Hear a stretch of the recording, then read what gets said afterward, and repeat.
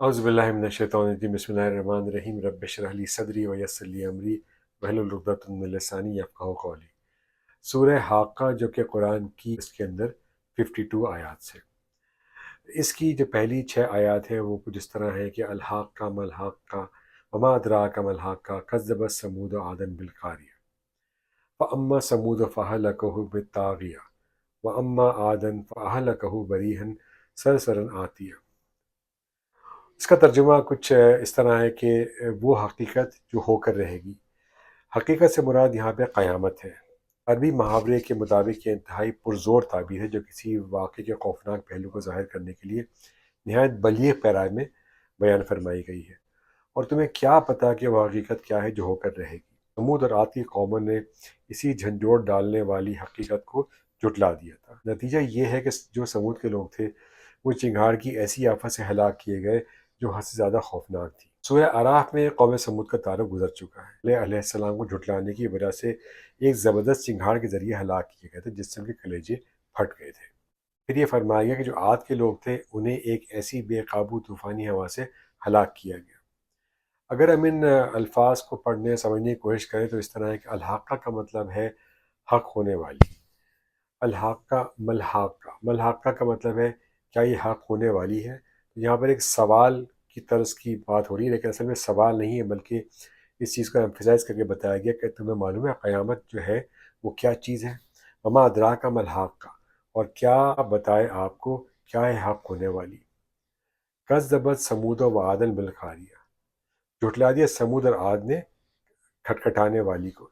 यानी क़यामत का ज़ल्ज़ला ऐसा हुआ कि हर चीज़ जो है वो ऐसा लगेगा जैसे हर चीज़ जो है वो एक दूसरे से टकरा रही। फ़अम्मा समूद व फ़अहलकू बित-ताग़िया, तो रहे समूद, बस वो हलाक किए गए हद से गुजरने वाले। तो इसका जो लुब लबा है वो ये है कि क़यामत का जो ज़ल्ज़ला है वो बहुत शदीद होगा। और फिर इसमें अल्लाह ताला ने उसको एम्फसाइज़ करने के लिए कहा गया कि वमा अदराका मल-हाक़्क़ा, क्या तुम्हें मालूम है कि वो क्या होगा। और फिर यहाँ पर एग्जाम्पल्स दिए गए हैं आद और समूद के। आद की जो कौम थी वो बहुत ही ताकतवर कौम समझी जाती थी, लेकिन बताया गया है कि क्योंकि उन्होंने क़यामत के वजूद को झुठला दिया था इसलिए उनको हलाक कर दिया गया। और नतीजा ये है कि समूद के जो लोग थे वो एक चिंगाड़ यानी एक बहुत शदीद आवाज़ सुनकर हलाक हो गए थे। और जो आग के लोग थे वो एक बहुत ही बेकाबू तूफ़ानी हवा से हलाक हो गए थे। सूरह हाक़ा को कंटिन्यू करते हुए हम आयत नंबर 7 से आयत नंबर 12 को पढ़ने और समझने की कोशिश करते हैं। सख़रहा अलैहिम सबअ लयालन व समानिया अय्यामन हुसूबन फ़तरल कौम फ़ीहा सरआ कान्नहुम एजाज़ु नख़लिन ख़ाविया फ़हल तरा लहुम मिन बाक़िया वजा फ़िरऔन वमन क़ब्लहु मुअत्तफ़िकात बिलख़ातिया फ़ासू रसूला रब्बिहिम फ़अख़ज़हुम अख़ज़तन राबिया इन्ना लमा तग़ा अलमा हमलनाकुम फ़िल जारिया लजअल्नाहा लकुम तज़किरतन वउज़्नन वाइया। इसमें कुछ चीज़ें हैं या कुछ अल्फाज उनको समझने की कोशिश करते हैं। सख़रहा का मतलब है उसने मुसल्लत कर दिया। इसका कुछ उर्दू में तर्जुमा इस तरह है कि जिसे अल्लाह ताला ने उन पर 7 रात और 8 दिन मुसल्लत रखा। यानी उन कौम को तबाह करने के लिए अल्लाह ताला ने एक आंधी नाजिल की जो कि 7 रात और 8 दिन मुसलसल उन पर कायम रही। तो वहाँ होते तो देखते कि वो लोग जो खजूर के खोखले तनों की तरह पिछाड़े हुए पड़े थे। बुनियाद के लोग बड़े डेल डोल वाले थे, इसलिए उनकी ज़मीन पर गिरी हुई लाशों को खजूर के तनों से तशबीह दी गई है कि वो क्योंकि बहुत लंबे लंबे और बड़े लोग थे। तो अगर इमेजिन करें कि एक पूरी कौम अगर बर्बाद हो जाए, तबाह हो जाए और एक साथ ज़मीन पर पड़ी हो तो ऐसा लगेगा जैसे खजूर के दरख्त ज़मीन पर पड़े हुए हैं।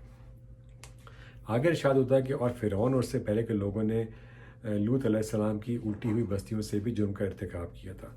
तो यहाँ पे फ़िरौन और लूत अलैहिस्सलाम की बयान की गई कि इन लोगों ने भी अल्लाह ताला की मशीयत को नहीं माना था और वो भी क़यामत के डिनायर्स थे और उनका भी अंजाम सबको पता है।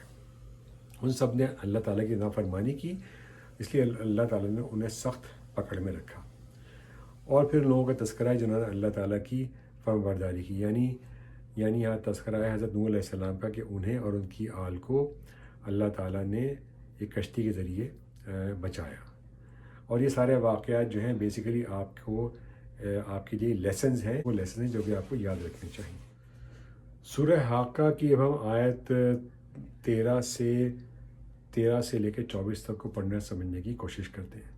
فَإِذَا نُفِخَ فِي الصُّورِ نَفْخَةٌ وَاحِدَةٌ وَحُمِلَتِ الْأَرْضُ وَالْجِبَالُ فَدُكَّتْ دَكَّةً وَاحِدَةً فَيَوْمَئِذٍ وَقَعَتِ الْوَاقِعَةُ وَانشَقَّتِ السَّمَاءُ فَهِيَ يَوْمَئِذٍ وَاهِيَةٌ وَالْمُلْكُ عَلَى أَرْجَائِهَا وَيَحْمِلُ عَرْشَ رَبِّكَ فَوْقَهُمْ يَوْمَئِذٍ ثَمَانِيَةٌ يَوْمَئِذٍ تَعْرَضُونَ لَا تَخْفَى مِنكُمْ خَافِيَةٌ فَأَمَّا مَنْ أُوتِيَ كِتَابَهُ بِيَمِينِهِ فَيَقُولُ هَاؤُمُ اقْرَءُوا وَكِتَابِيَهْ إِنِّي ظَنَنتُ إِنِّي مُلَاقٍ حِسَابِيَهْ فَهُوَ فِي عِيشَةٍ رَاضِيَةٍ فِي جَنَّاتٍ عَالِيَةٍ قُطُوفُهَا دَانِيَةٌ كُلُوا وَاشْرَبُوا هَنِيًّا بِمَا أَسْلَفْتُمْ فِي الْأَيَّامِ الْخَالِيَةِ. اس کا اردو میں ترجمہ کچھ اس طرح ہے کہ پھر جب ایک ہی دفعہ سور میں پھونک ماری جائے گی اور زمین اور پہاڑوں کو اٹھا کر ایک ہی ضرب سے ریزہ ریزہ کر دیا جائے گا، تو اس دن وہ واقعہ پیش آئے گا جسے پیش آنا ہے، اور آسمان پھٹ پڑے گا اور وہ اس دن بالکل بودا ہو جائے گا، یعنی بالکل ہی ٹوٹ ٹاٹ جائے گا، اور فرشتے اس کے کناروں پر ہوں گے، اور تمہارے پروردگار کے عرش کو اس دن 8 فرشتے اپنے اوپر اٹھائے ہوئے ہوں گے. اس دن تمہاری پیشی اس طرح ہوگی کہ تمہاری کوئی چھپی بات چھپی نہیں رہے گی. پھر جب کسی کو اس کا اعمال نامہ اس کے دائیں ہاتھ میں دیا جائے گا تو کہے گا لوگوں میرا اعمال نامہ پڑھو، یعنی خوشی سے وہ کہے گا کہ دیکھو میرا اعمال نامہ، اور وہ کہے گا کہ مجھے پہلے ہی علم تھا کہ مجھے اپنا حساب کتاب دینا ہوگا، اور وہ اس دن من پسند اور عیش میں ہوگا اور ایک اونچی جنت میں ہوگا جس کے پھل جھکے پڑے ہوں گے، یعنی اس کے لیے ہر وقت وہ پھل موجود ہوں گے. کہا جائے گا کہ اپنے اعمال کے سلے میں مزے سے کھاؤ پیو جو تم نے گزرے ہوئے دنوں میں کیے تھے. یعنی نیک لوگوں کو ان کا اعمال دائیں ہاتھ میں دیا جائے گا اور برے لوگوں کو بائیں ہاتھ. یہاں پر کچھ الفاظ ہیں جن کو ہم سمجھ لیتے ہیں، کچھ عربی کے الفاظ ہیں جن کو ہم اردو میں سمجھنے کی کوشش کرتے ہیں. نفخۃ کا مطلب ہے پھونکنا، یعنی سور پھونکنا. دکہ کا مطلب ہے ریزہ ریزہ ہونا، وہ چیز جو کہ بالکل پاش پاش ہو جائے گی. ثمانیہ کا مطلب ہے 8. سورہ حاقہ کو کنٹینیو کرتے ہیں اور آیت نمبر 27 سے 37 کو پڑھنے اور سمجھنے کی کوشش کرتے ہیں. وَأَمَّا مَنْ أُوتِيَ كِتَابَهُ بِشِمَالِهِ فَيَقُولُ يَا لَيْتَنِي لَمْ أُوتَ كِتَابِيَهْ وَلَمْ أَدْرِ مَا حِسَابِيَهْ يَا لَيْتَهَا كَانَتِ الْقَاضِيَةَ مَا أَغْنَىٰ عَنِّي مَالِيَهْ هَلَكَ عَنِّي سُلْطَانِيَهْ خُذُوهُ فَغُلُّوهُ ثُمَّ الْجَحِيمَ صَلَّوْهُ ثُمَّ فِي سِلْسِلَةٍ ذَرْعُهَا 70 ذِرَاعًا فَاسْلُكْهُ إِنَّهُ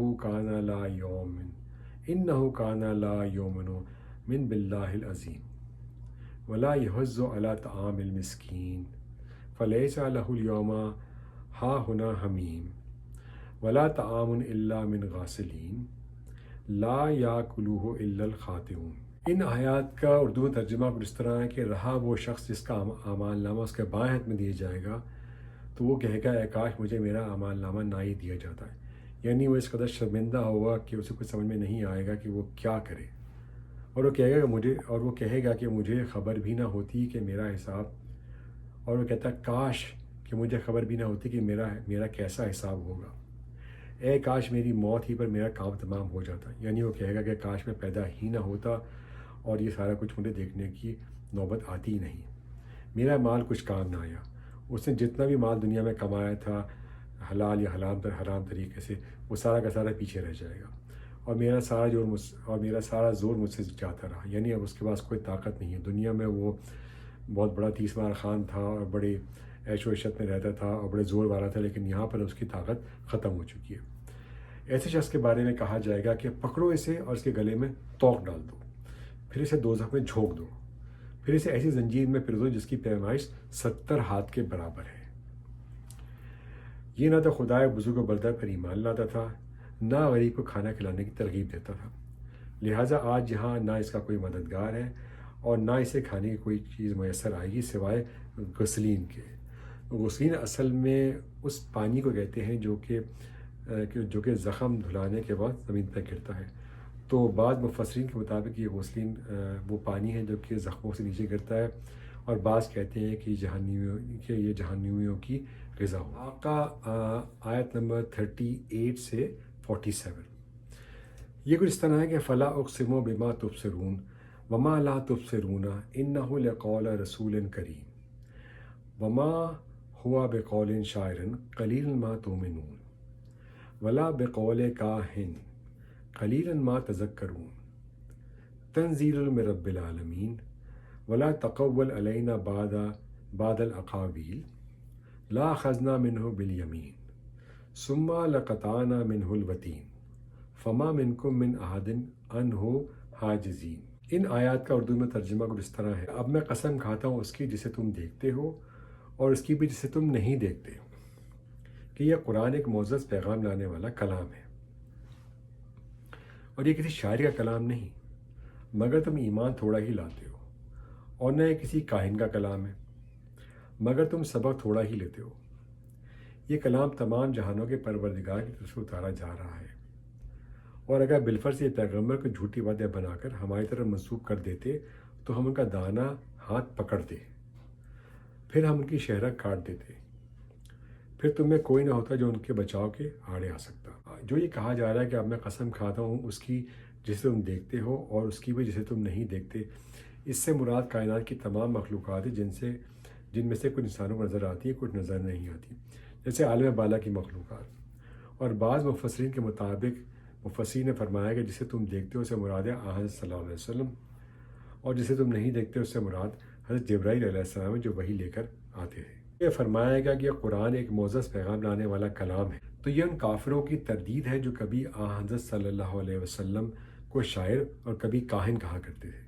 آگے جو ارشاد ہوتا ہے کہ اگر یہ پیغمبر کو جھوٹی باتیں بنا کر ہماری طرف منسوب کر دیتے تو ہم ان کا دائنہ ہاتھ پکڑتے اور پھر ہم ان کی شہرہ کاٹ دیتے، پھر تم میں سے کوئی نہ ہوتا جو ان کے بچاؤ کے آڑے آ سکتا۔ تو یہاں یہ مراد فرمایا جا رہا ہے کہ اگر کوئی شخص نبوت کا جھوٹا دعویٰ کر کے اللہ تعالیٰ کی طرف کوئی غلط بات منسوب کرے تو اللہ تعالیٰ اسے دنیا میں رسوا فرماتے ہیں اور اس کو عذاب کا سامنا کرنا پڑتا ہے۔ اس لیے خدا نہ خواستہ حضور اقدس صلی اللہ علیہ وسلم کا نبوت کا دعویٰ درست نہ ہوتا تو آپ بنا کر اللہ تعالیٰ کی طرف منسوب کرتے تو اللہ تعالیٰ اسی دنیا میں آپ کے ساتھ وہ معاملہ فرماتے جس کا ذکر ان آیتوں میں آ گیا۔ اب ہم سورہ حاقہ کی آخری 5 آیات کو پڑھنے اور سمجھنے کی کوشش کرتے ہیں۔ یہ کچھ اس طرح ہے کہ وَإِنَّهُ لَتَذْكِرَةٌ لِّلْمُتَّقِينَ وَإِنَّا لَنَعْلَمُ أَنَّ مِنكُم مُّكَذِّبِينَ وَإِنَّهُ لَحَسْرَةً عَلَى الْكَافِرِينَ وَإِنَّهُ لَحَقُّ الْيَقِينِ فَسَبِّحْ بِاسْمِ رَبِّكَ الْعَظِيمِ۔ اس کا اردو میں ترجمہ کچھ اس طرح ہے کہ یقین جانو کہ یہ پرہیزگاروں کے لیے ایک نصیحت ہے، اور ہمیں خوب معلوم ہے کہ تم میں سے کچھ لوگ جھٹلانے والے بھی ہیں، اور یہ قرآن ایسے کافروں کے لیے حسرت کا سبب ہے، اور یہی وہ یقینی بات ہے جو سراسر حق ہے، لہٰذا تم اپنے پروردگار کے عظمت والے نام کی تسبیح کرتے رہو۔ یہاں جو یہ فرمایا گیا کہ یہ قرآن ایسے کافروں کے لیے حسرت کا سبب ہے، اس کا مطلب یہ ہے کہ آخرت میں جب عذاب ان کے سامنے آئے گا تو انہیں حسرت ہوگی کہ کاش ہم قرآن پر ایمان لے آتے۔ تو یہ ایک چھوٹا سا خلاصہ سورہ حاقہ کا تھا جس کو ہم نے پڑھنے اور سمجھنے کی کوشش کی۔ اس سلسلے میں اگر مجھ سے کوئی غلطی یا گستاخی ہو تو معافی کا طلبگار ہوں۔ والسلام علیکم ورحمۃ اللہ وبرکاتہ۔